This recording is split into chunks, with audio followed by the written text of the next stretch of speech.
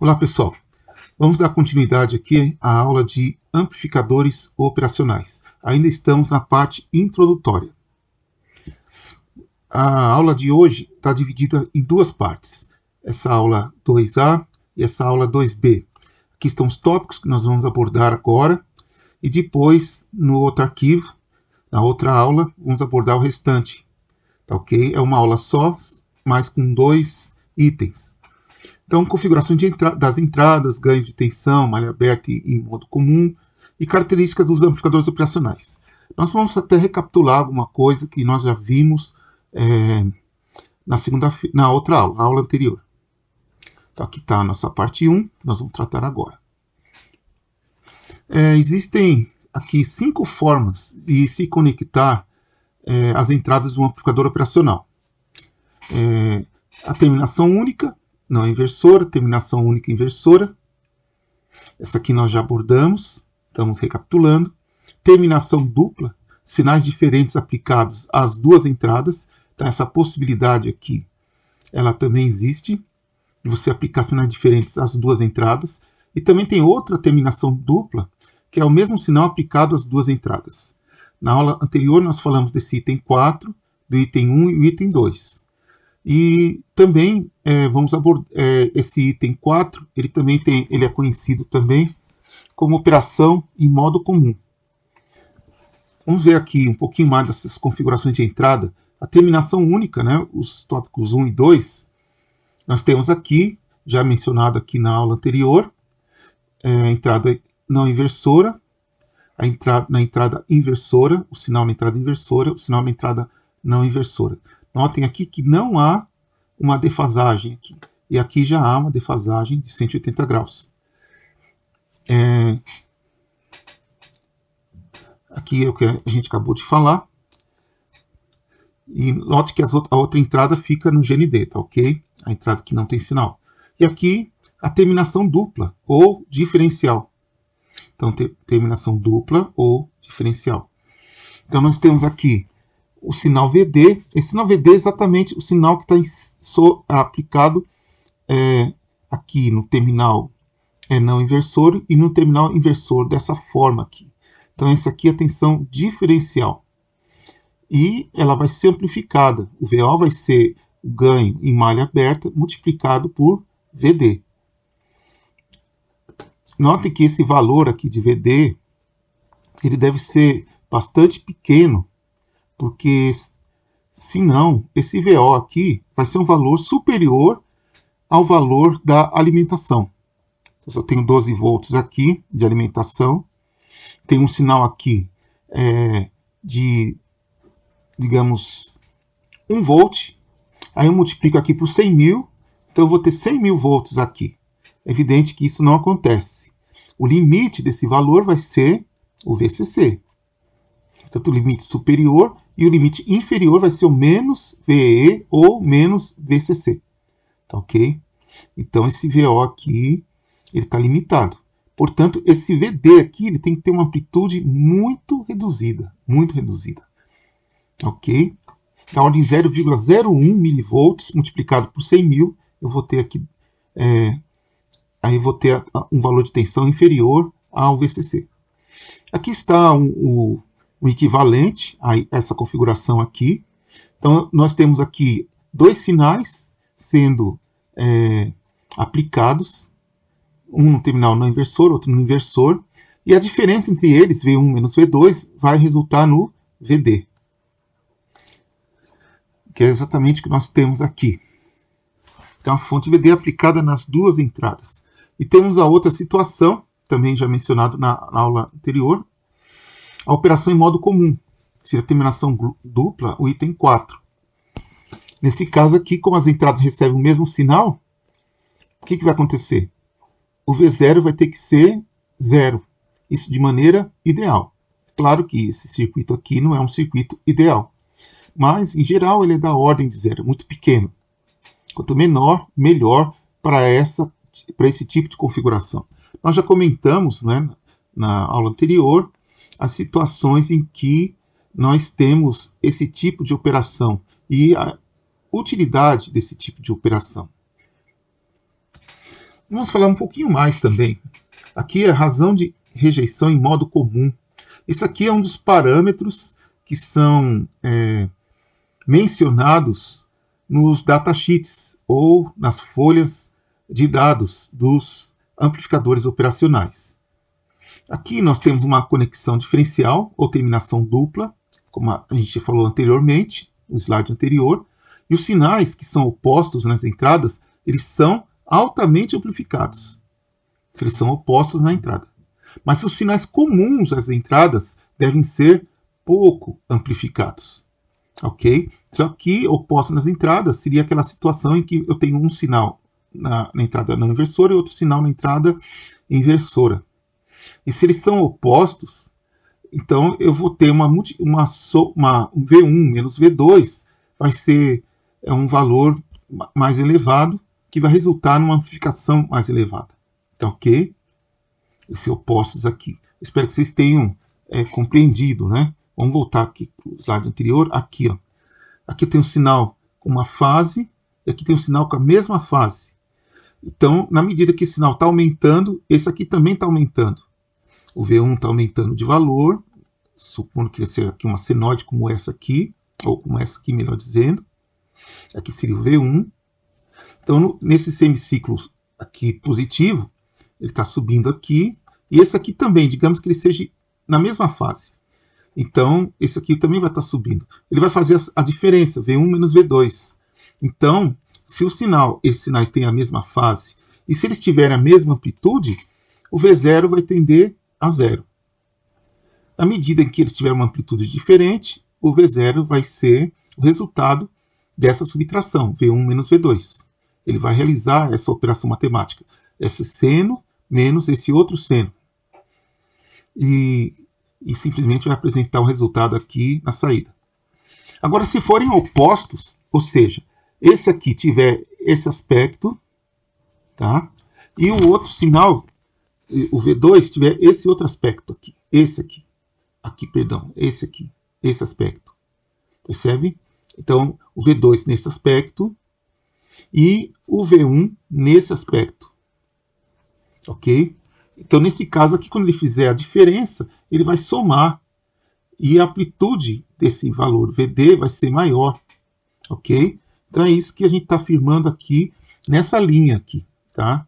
É isso que a gente está falando aqui. Sinais que são opostos nas entradas são altamente amplificados. Exatamente isso que nós estamos falando aqui. E os sinais comuns às entradas devem ser pouco amplificados, como nós já falamos.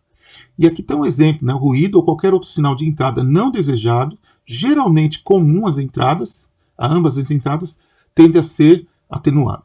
Isso aqui é extremamente conveniente, extremamente útil. À medida que essa razão de modo comum, rejeição de modo comum, ela é maior, tem um valor maior, nós temos também uma redução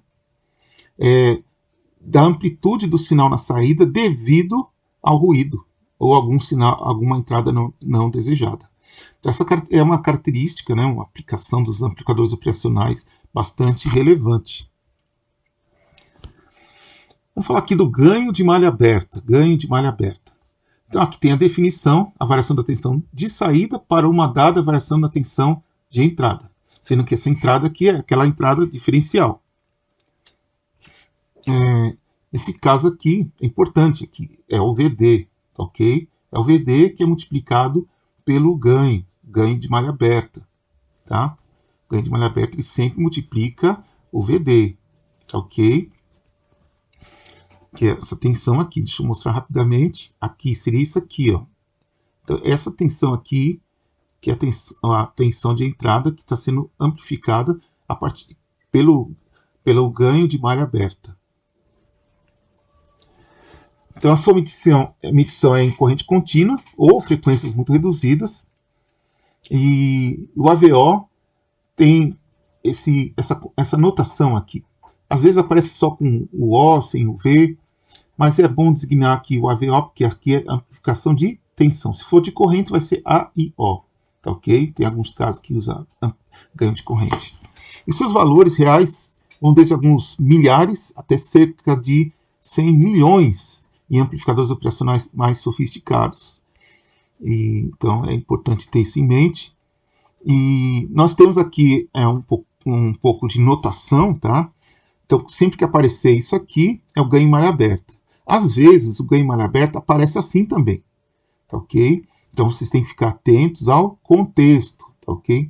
Se ele falar que é ganho em malha aberta e mostrar esse como sendo o A, então você tem que fixar na mente que o A é o ganho em malha aberta. Mas, em geral, para vocês poderem distinguir bem, vamos fazer a distinção, tá?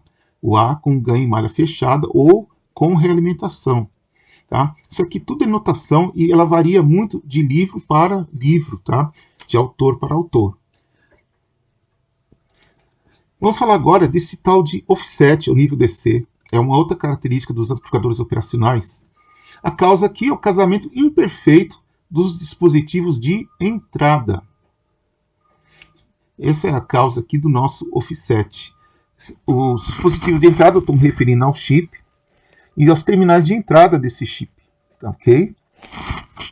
E a saída, se você não tiver sinal, ou os sinais estiverem aterrados, essa situação, eu vou aterrar a entrada não inversora, vou aterrar a entrada inversora e mesmo assim vou ter um sinal. Ou então vou aplicar uma senoide na entrada inversora, ou não inversora, tanto faz, vou aterrar a outra entrada e vou fazer lá uma realimentação para ter um ganho de malha fechada.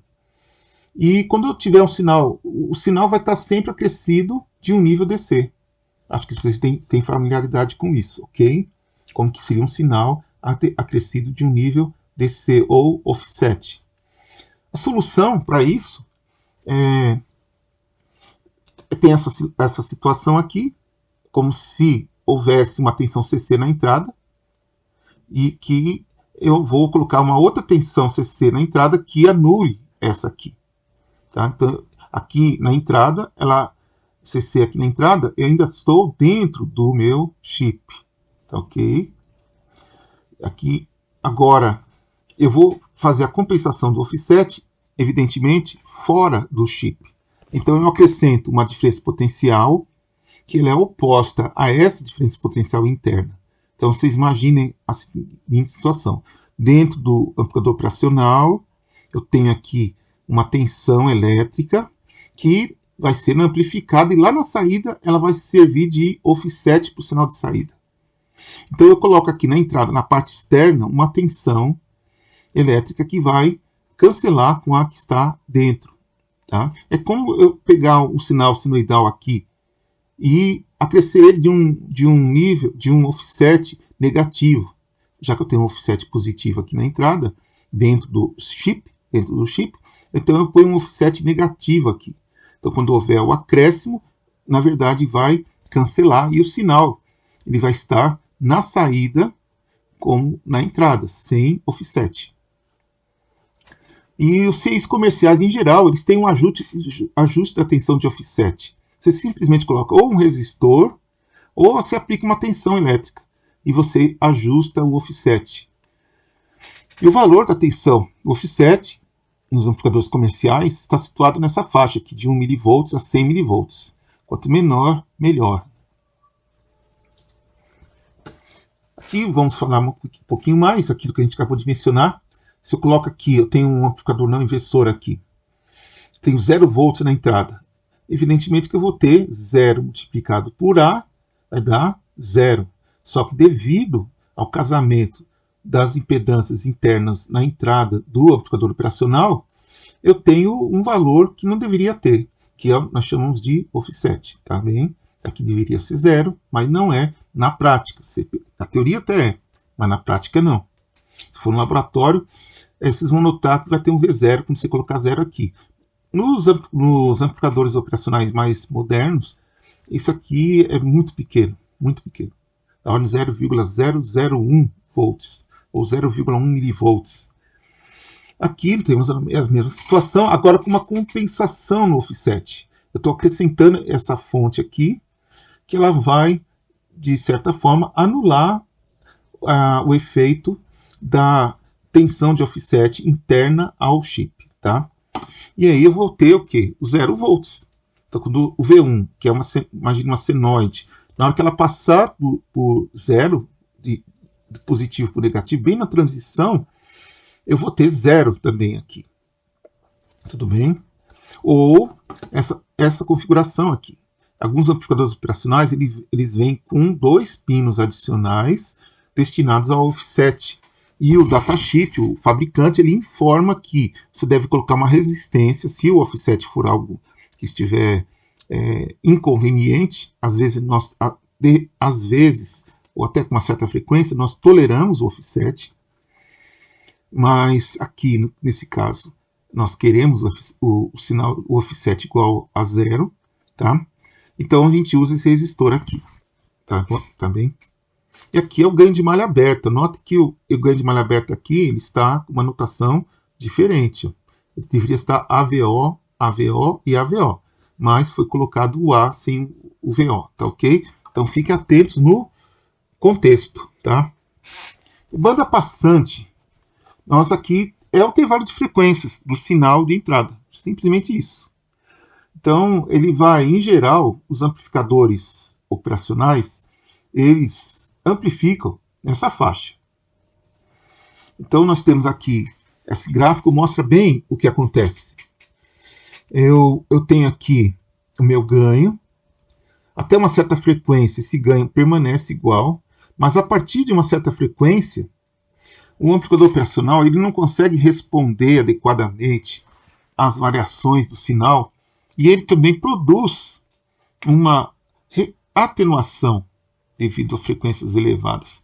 Vocês vão notar experimentalmente que, na medida que aumenta muito a frequência, a amplitude do sinal na saída do amplificador operacional ela vai diminuindo.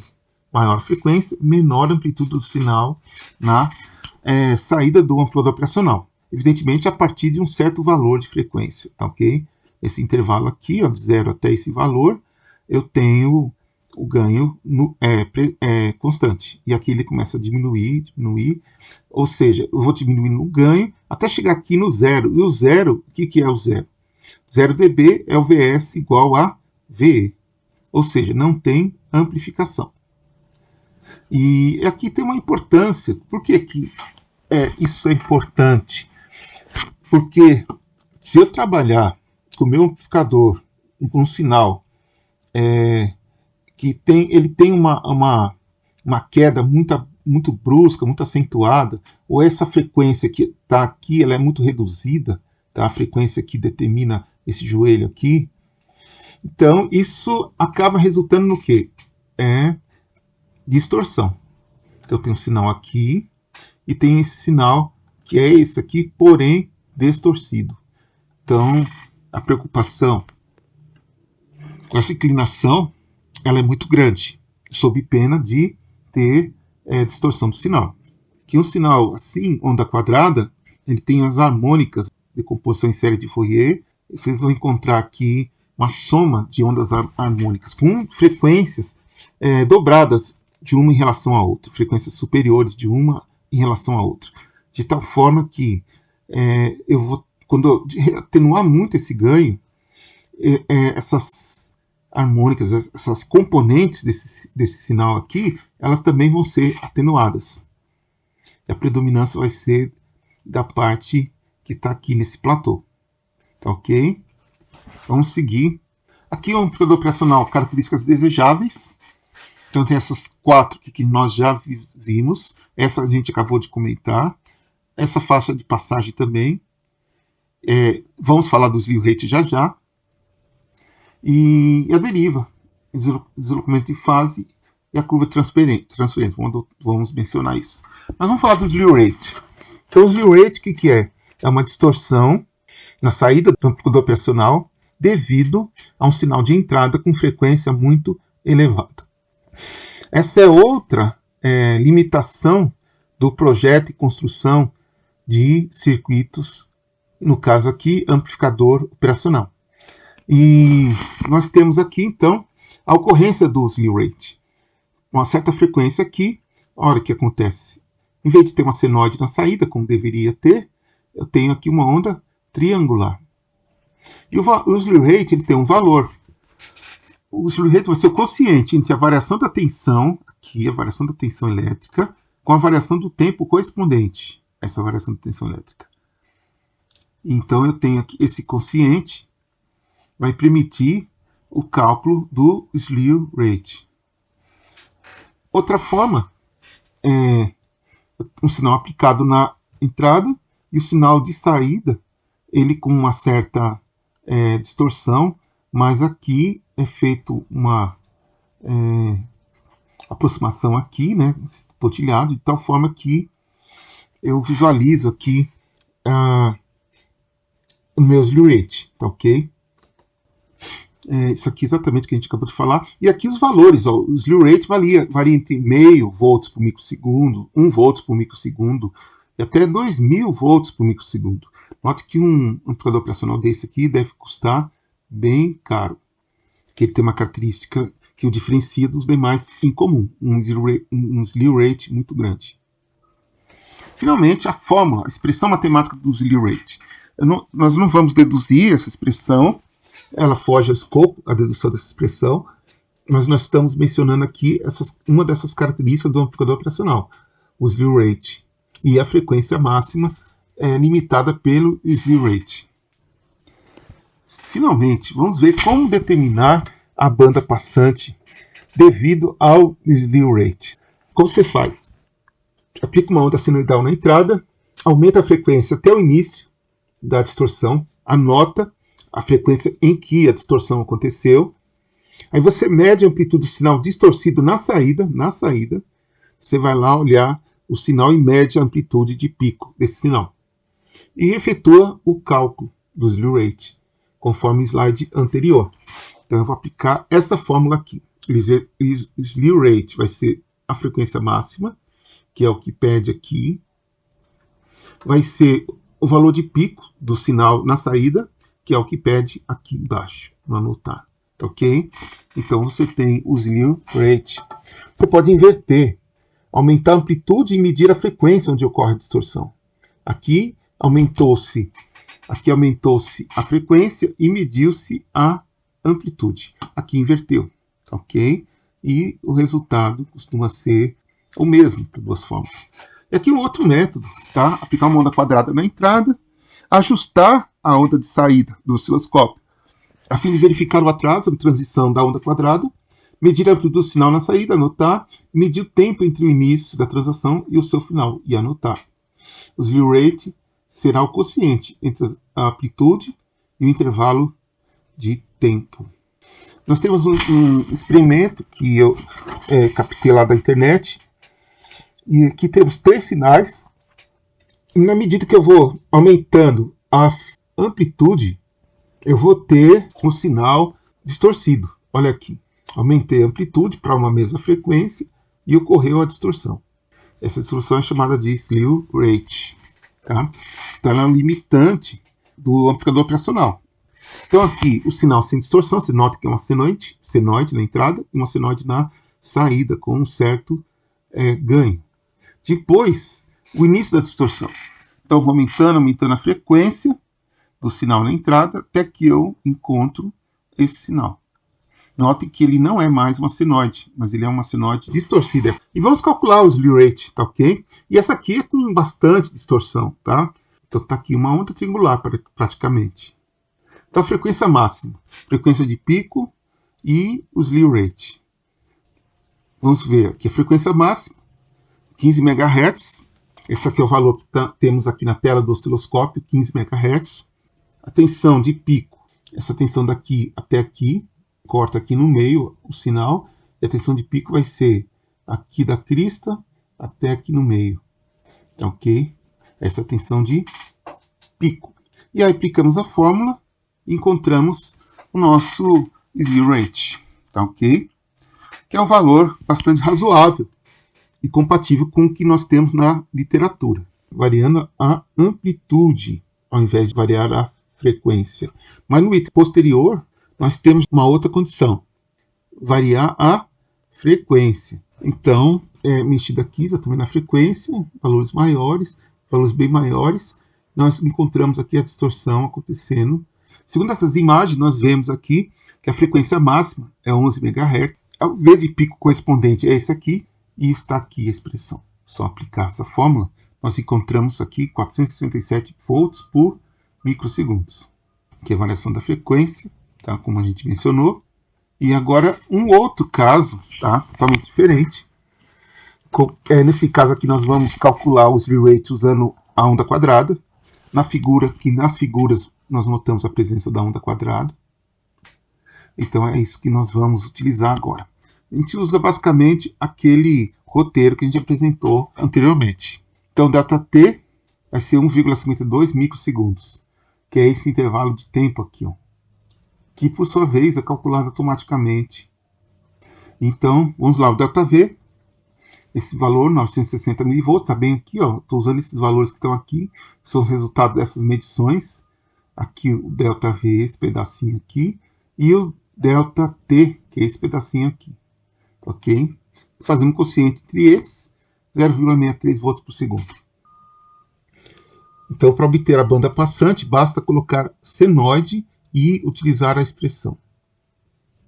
Então, características da deriva. Agora vamos mudar de assunto, vamos falar da deriva, ou drift.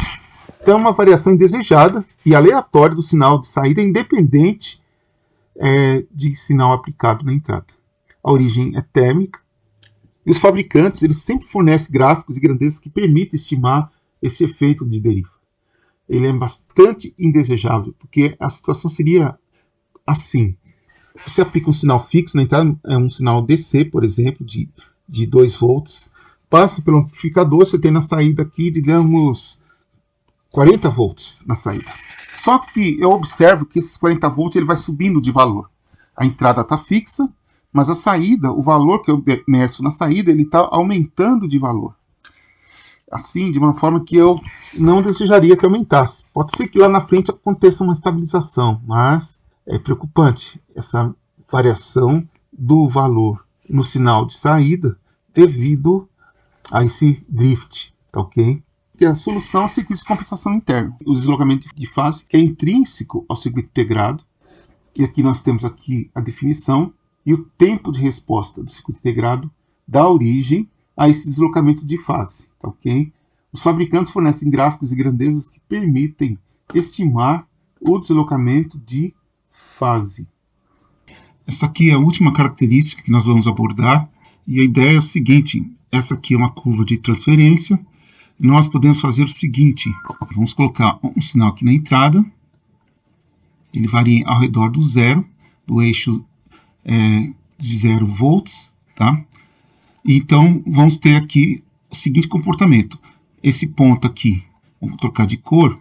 Então esse ponto aqui, ele vai rebater de tal forma que ele vai ser esse ponto. Pego esse ponto, rebato ele aqui na curva e ele vai ser esse ponto.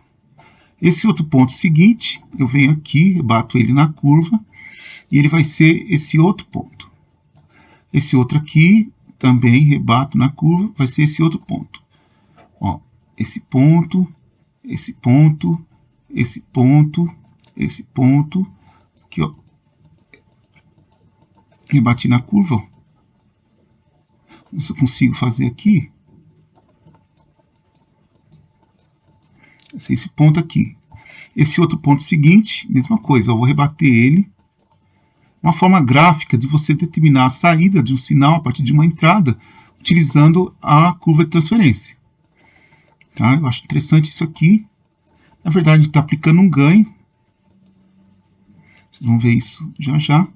Aqui o pico, valor máximo. Vai ficar mais ou menos aqui. Aqui. Vamos que fique aqui. Aqui. Agora ele vai descendo. Passou pelo máximo aqui. Agora ele vai diminuindo. Vai fazer esse comportamento aqui. Esse ponto, esse outro ponto, esse outro ponto.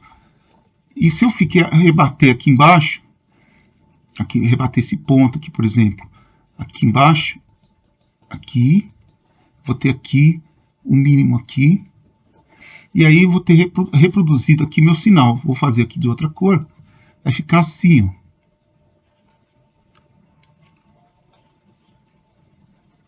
Vou fazer o rebatimento direitinho. Eu reproduzo essa senoide aqui. Essa senoide aqui, eu reproduzo ela aqui, ó. Esse ponto vai ser esse ponto esse ponto vai ser esse ponto vai ser esse ponto, e assim sucessivamente. Esse aqui vai ser esse ponto, esse aqui outro zero vai ser aqui, aqui vai ser esse ponto, e esse aqui vai ser esse, só rebater, aqui eu rebati aqui, ó, tá? E assim sucessivamente, aqui passa pelo zero novamente, que vai ser esse ponto aqui, e aí vai continuar. Notem que aqui eu tenho o quê? Uma amplificação. A amplitude aqui, ó, na entrada vai ser de aproximadamente 0,1 milivolts de amplitude de pico. De pico a pico vai ser 0,2 milivolts, tá? No sinal diferencial que está lá entre as entradas inversora e não inversora. Aplico o ganho, segundo essa curva de transferência, e obtenho esse sinal. Ok? Já tem uma amplitude de 5 volts de pico ou de 10 volts pico a pico. Então tem um ganho aqui de 50 vezes, né? 50 vezes o ganho aqui. Nesse caso aqui, se eu mexer nessa inclinação aqui, o ganho aumenta. Agora tem o seguinte, essa situação agora, vamos mudar aqui, vamos colocar agora em verde, um sinal assim. Agora que vocês já são craques, digo que o sinal seja grande, assim, certo? Nesse caso, se eu fizer o rebatimento, o que vai acontecer lá na saída? Então esse ponto, deixa eu localizar aqui onde está o pontinho, apareceu aqui o pontinho, esse ponto corresponde a esse ponto aqui, ó, esse ponto, é esse ponto, tá? Esse ponto seguinte aqui, vou marcar pontinho e some aqui, ó, esse pontinho aqui vai ser esse ponto aqui, e esse pontinho aqui vai ser esse outro ponto aqui. Eu vou sempre rebatendo esse ponto aqui. Note que agora esse ponto aqui, ó, esse aqui, que ainda não é o pico do sinal de entrada, ele já vai ficar aqui, ó, ele vai ficar aqui. E o restante aqui, ó, do sinal de entrada, os demais pontos, tá, dos infinitos pontos que essa curva tem, note que ela vai ficar, ó, o rebatimento como vai ficar, ó, vai ficar tudo aqui, ó. Ó, ficou constante, ó. O resultado, ó, se vocês rebaterem os pontos direitinho, o que vocês vão ter? Vocês vão ter esse comportamento, ó. Não, aqui não é bem isso, deixa eu apagar aqui rapidinho. Borracha. Pronto. Agora eu vou colocar novamente a caneta. Ó, e vai ficar bem assim, ó. Não consigo direito desenhar, mas, ó, saturou. E aí desce. Percebe? E aqui embaixo também vai acontecer a mesma coisa. Satura. E aí desce.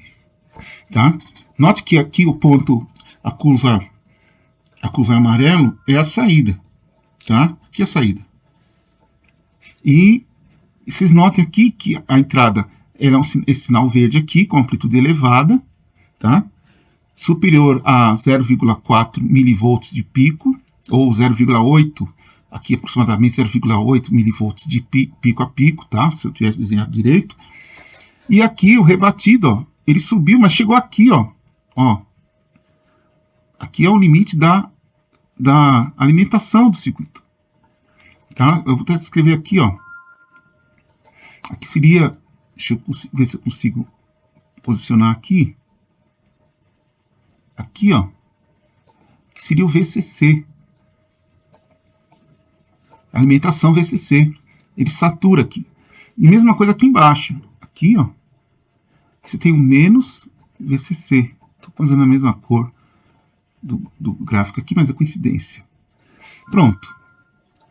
Então eu tenho isso aqui, ó, esse comportamento. Entre mais VCC e menos VCC, eu tenho aqui que o sinal ele fica distorcido. Ele não vai ficar um senoide, vai ficar um senoide com... Na verdade não é um senoide, mas é um sinal que parece um senoide achatado aqui no pico. Achatou. Aqui faz essa curvinha aqui, mas na saída não faz. Por quê? Porque passou do limite que é VCC. Eu aplico o ganho aqui, isso aqui, 0,4 multiplicado pelo ganho 50, digamos, vai ficar 5 vezes 4, 20. Vai ficar 20 volts. Aqui, ó. O pico vai ficar aqui em cima. Ó. A curva assim completaria aqui, ó, em 20 volts. Tá? Não faz sentido, porque a alimentação aqui é inferior a 15 volts pelo desenho. Tá? Mesma coisa aqui embaixo. Tá? No semiciclo negativo. É igualzinho o raciocínio semiciclo positivo. Tá ok? Então, na medida que eu vou aumentando a amplitude do sinal na entrada, tá? Vai chegar um momento, segundo essa curva aqui, que eu vou ter uma não linearidade, tá? Eu tenho uma não linearidade aqui, aqui, aqui. Isso também, em alguns casos, é levado em conta. E eu tenho aqui um patamar, um platô aqui em cima, onde eu não tenho mais variação do ES. Aumento do ES com o aumento de EB menos EA. Tá? Então o ES para de aumentar de valor. Aqui, esse platô é isso. E aqui é a mesma coisa, ele para de diminuir. Tá ok? Então, essa curva característica, essa característica aqui, curva de transferência, que é outra característica do amplificador operacional, isso é fornecido pelo fabricante também, ou nós podemos obter, tá? E é bastante relevante, tá ok? Então, eu espero que vocês tenham compreendido. Ficou um desenho meio confuso, mas vocês viram como ele foi feito, tá? E vocês podem utilizá-lo. Eu vou deixar esse desenho aqui salvo no vídeo, tá ok? Então é isso aí, pessoal. Terminou aqui nossa aula aqui. E vamos dar prosseguimento na parte B.